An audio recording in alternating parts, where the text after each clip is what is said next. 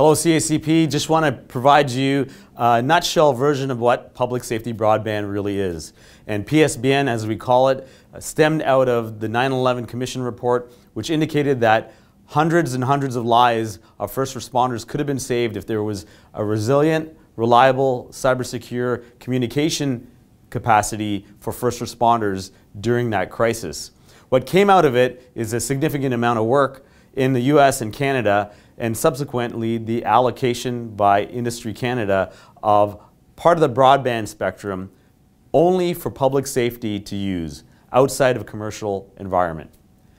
And this is the point we would like to show, is the picture you see here of the officer in the cruiser is an indication that data communication is now as important as voice communication for first responders. And we know voice will always be our bread and butter, but the amount of technology and information that we need to communicate from the front line to critical points of our emergency services is through data communication. As an update for CACP, we want to let everybody know that we are now successfully operating a public safety broadband network that spans 3,300 square kilometers, which is inclusive of 2 million population in the west of the GTA, in Halton and Peel region. This also encompasses Toronto Pearson International Airport, and we have not only police agencies on it, but tri-services and tertiary entities such as works and utilities. And this is inclusive of 22 RAN sites and a secure core featured in this region. The next thing I'd like to show you on the screen is our Public Safety Broadband Innovation Alliance. It is our new not-for-profit legal entity that is established to advocate for policy and governance around public safety broadband. We know a lot of people wanted to know how would this be proctored, and we have the core entity here. As you can see, we have first responders as primary stakeholders in this advocacy group, as well as many, many national entities, public-private partnerships that are advocating for a public safety broadband initiative across this country. And an advocacy point for the PSBN Innovation Alliance is the fundamental tenet of a hybrid model.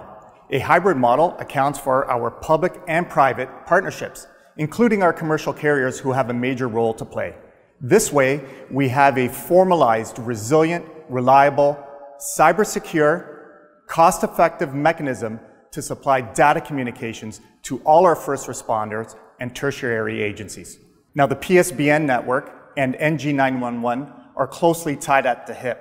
And let me provide you an example of that. As you can see in the graphic, we will get data communications from our communities into our PSAPs. Once that data is received, there must be a reliable mechanism to transfer that data to our first responder agencies and critical infrastructure holders.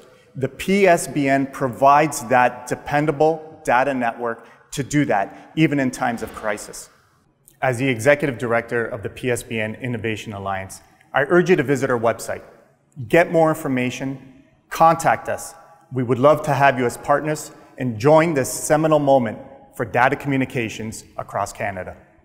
To wrap this up, I just want to say that the work that has been done by the PSBN Innovation Alliance, as well as the many people at CACP and OACP that have been working on this initiative, continues.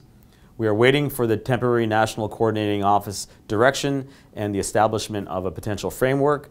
And in that period of time, we just encourage you to research whatever the information we have on our website.